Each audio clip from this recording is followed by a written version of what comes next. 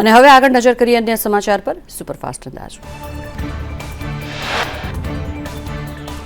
રાજ્યભરમાં સુરેન્દ્રનગર અને વલ્લભ વિદ્યાનગરમાં તાપમાનનો પારો 38 ડિગ્રીને પાર પહોંચ્યો છે। સૌથી વધુ તાપમાન વલ્લભ વિદ્યાનગરમાં 38.2 ડિગ્રી નોંધાયું। ફેબ્રુઆરીમાં જ એપ્રિલની ગરમી જેવો અહેસાસ।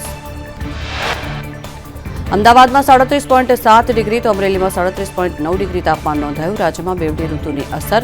ઓવરઓલ તાપમાનમાં 2 થી 3 ડિગ્રીનું તાપમાન નોંધાયું છે। પંચમહાલ જિલ્લાની 2 નગરપાલિકાના પ્રમુખ માટે સેન્સ લેવાની પ્રક્રિયા કમલમ ખાતે યોજાઈ। બંને નગરપાલિકામાં ભાજપને મળી સ્પષ્ટ બહુમતી। અમદાવાદનું માણેક ચોક બજાર 30 દિવસ માટે બંધ રહેશે। ડ્રેનેજ અને પાઇપલાઇનનું કામ હોવાના કારણે તેને માણેક ચોક બજાર બંધ રહેશે। અધિકારીની સૂચના બાદ બજાર બંધ કરવામાં આવશે। સરસ્વતી સાધના યોજનાની કાટ લાગેલી સાયકલોનો મુદ્દો વિધાનસભામાં પણ ગુંજ્યો। ઉદ્યોગ રાજ્યમંત્રી હર્ષ સંઘવીએ કહ્યું કે વરસાદના કારણે તેની સાયકલમાં કાટ લાગે છે। કલર કરી સાયકલો વિદ્યાર્થીઓને અપાઈ। ગાંધીનગર કોર્પોરેશને સ્ટેન્ડિંગ કમિટીનું બજેટ મંજૂર કર્યું। વેરા વધારાની દરખાસ્ત સ્ટેન્ડિંગ કમિટીએ નામંજૂર કરી।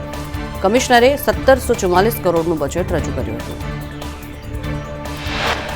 પાટણની હારીજ નગરપાલિકામાં કોંગ્રેસમાં ભંગાણ। કોંગ્રેસના 4 કોર્પોરેટરે કેસરીઓ ધારણ કર્યો। પાટણ ભાજપ કાર્યાલયમાં ભાજપમાં જોડાયા। સુરેન્દ્રનગરના સાંસદ સાથે હોસ્પિટલ સ્ટાફે ગેરવર્તન કર્યું। હોસ્પિટલ સ્ટાફના ગેરવર્તનથી સાંસદ રોષે ભરાયા। સાંસદ ચંદુ સિહોરાએ સ્ટાફનો ઉધડો લીધો। રાધનપુરની સરકારી હોસ્પિટલમાં ઓપરેશનની તારીખે ડોક્ટર જ હોસ્પિટલમાં ન આવ્યા। મહિલા દર્દીઓને ગર્ભાશયની કોથળીનું ઓપરેશન હતું। ડોક્ટર ન આવતા મહિલા દર્દીઓની હાલત કફોડી બની। નડિયાદની કોપર ઇન્ડસ્ટ્રીઝમાં આઈટીએ દરોડા પાડ્યા। ટુંડેલ રોડ પર આવેલ ફેક્ટરીમાં સઘન ચેકિંગ હાથ ધરવામાં આવ્યું। કોપર મેટલ સ્કેપ ફેક્ટરી પર આઈટીએ દરોડા પાડ્યા। રાજસ્થાની માલિકના મકાન અને ફેક્ટરી પર દરોડા પડાયા। રાજકોટમાં ખાણ ખનીજ વિભાગની કાર્યવાહી। કુવાડવા અને બામણબોર હાઈવે પરથી ડમ્પર જપ્ત કરવામાં આવ્યા। ખનીજ વિભાગે કપચી ભરેલ 4 ડમ્પર જપ્ત કર્યા।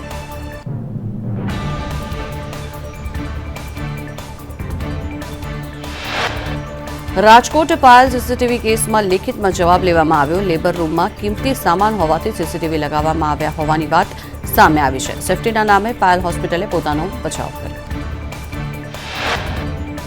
કચ્છના લાકડિયા ગામના તલાટીના વાયરલ થયેલા વિડીયોથી ગ્રામજનોમાં આક્રોશ। આખા ગામને ધંધે ચડાવી દઈશું તેવો વિડીયોમાં ઉલ્લેખ કરવામાં આવ્યો। તલાટીને સસ્પેન્ડ કરવામાં આવે તેવી માંગ કરાઈ। ચોટીલામાં સસ્તા અનાજની દુકાનોમાં એસડીએમએ ચેકિંગ કરતા ગેરરીતિ સામે આવી। ઘઉં ચોખા સહિતની વસ્તુઓનું બારોબાર વેચાણ કરાયું। અધિકારીઓની રેકી કરાતી હોવાનો પણ ઘટસ્ફોટ થયો। વડોદરાની એમએસ યુનિવર્સિટીમાં વિદ્યાર્થીઓએ હોબાળો કર્યો। પ્રાધ્યાપકો દ્વારા વિદ્યાર્થીઓને અપમાનિત કર્યા હોવાના આક્ષેપ લગાવવામાં આવ્યા। કોમર્સના 3 વર્ષની પરીક્ષામાં પેપર વહેલું લેવાતા વિદ્યાર્થીઓએ હોબાળો કર્યો। વડોદરા નારાયણ સ્કૂલ મુદ્દે વાલીઓની ટ્રસ્ટીને રજૂઆત। દક્ષેશ શાહે સમગ્ર ટોપલો અન્ય ટ્રસ્ટીઓ પર ઢોળ્યો। કહ્યું મેં માનવતાના ધોરણે ₹1 જમીન આપી હતી। અન્ય ટ્રસ્ટીઓએ ધ્યાન આપ્યું છે।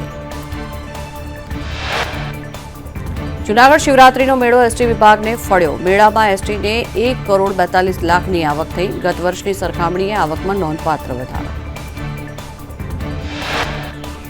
વલસાડના ઉમરગામમાં ભંગારના ગોડાઉનમાં લાગી આગ। કોટન અને ચિંદીના ભંગારના ગોડાઉનમાં આગ લાગતા અફરાતફરી સર્જાઈ।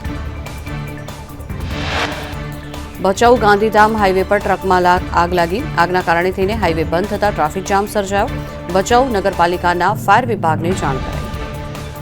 સુરતમાં નાર્કોટિક્સ ડ્રગ્સ કેસનો વોન્ટેડ આરોપી ઝડપાયો। ડ્રગ્સ માફિયા મોહમ્મદ યુસુફ શેખની ધરપકડ કરવામાં આવી। એનડીપીએસના 7થી વધુ ગુનામાં આરોપી છેલ્લા 4 વર્ષથી ફરાર હતો।